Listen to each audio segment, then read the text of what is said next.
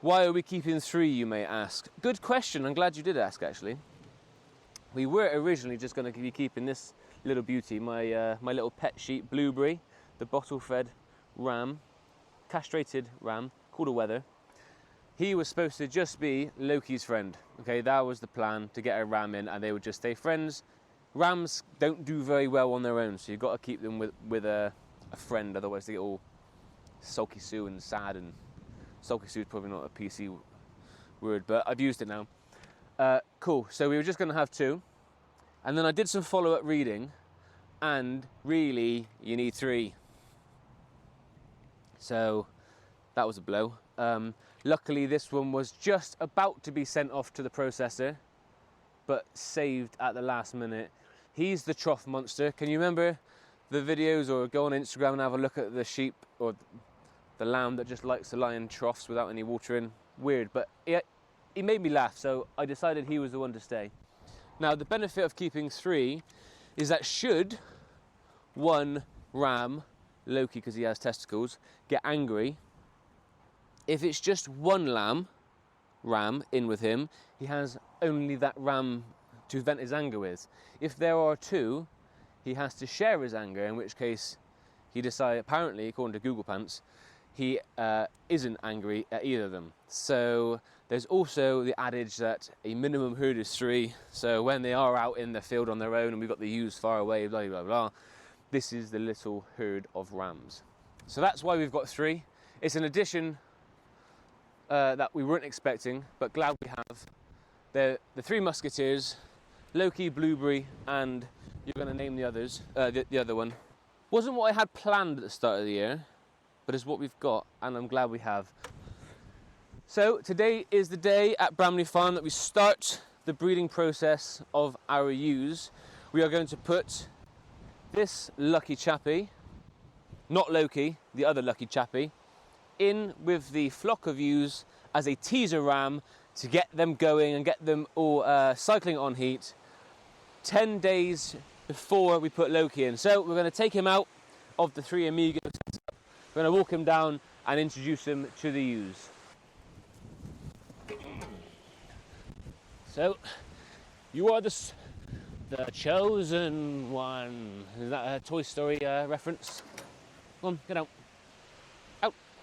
Come on. Our ram is out. No, not our ram. Loki's our ram. Our Wether is out.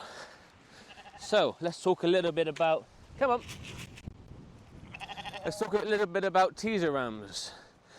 First of all, teaser rams, and you don't have to have teaser rams, it's just a way of shortening the window. So when you put a ram in with the ewes, I think they've got a 17-day cycle period where they come onto heat, then they're ready to be bred, they get bred, they come off. So what you can do is just go put the ram, Loki in this case, in for 6 weeks, and that should get around 3 or 4 cycle events. But then you don't know exactly when they're bred. Alternatively, and again I'm only going by theory, it's a little bit more work, but I'm going to put this teaser ram in, who is behaving very well right now. Come on. He's behaving very well. I'm going to put him in on his own with the ewes and ewe lambs. Remember, he's got no testicles, so he can't actually impregnate any of them. And hopefully that then will get them all cycling. Put them in for 10 days.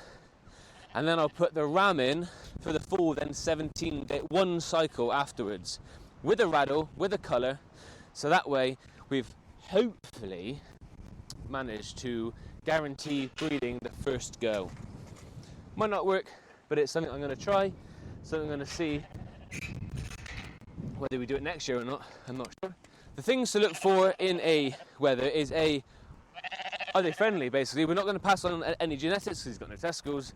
Basically, just nice to be around. He's an easy sheep to be with. Is he aggressive? And as you can see, he ain't bad. He ain't bad. So the ewes are all in this bottom field at the moment. I'm going to call them up with the bucket. They'll come running over, and he seems extremely happy to be seeing his mates. He's not actually seen these for a while. He's been siloed off with all the other rams destined for the freezer, so he wouldn't have been with these. But he's going in now. Are you ready for the great call? The great call. Sheep, sheep, sheep! Come on, come on. Good, good, good, good, good. Sheep, sheep, sheep, sheep, sheep!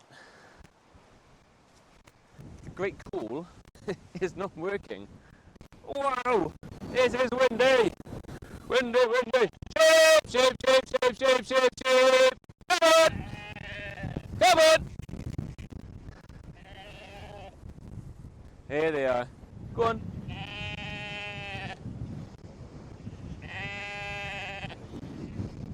Let's see them introduced. Don't run away, you're supposed to be going the other way. Here they are. The great call has worked. Oi. I was expecting a more dramatic sniffing and... Oh yeah, look, look, look. Oh, no. Crikey, it is windy. Come on then. Come on. I suppose I'll feed you whilst I'm here. I suppose I'll feed you. Ah!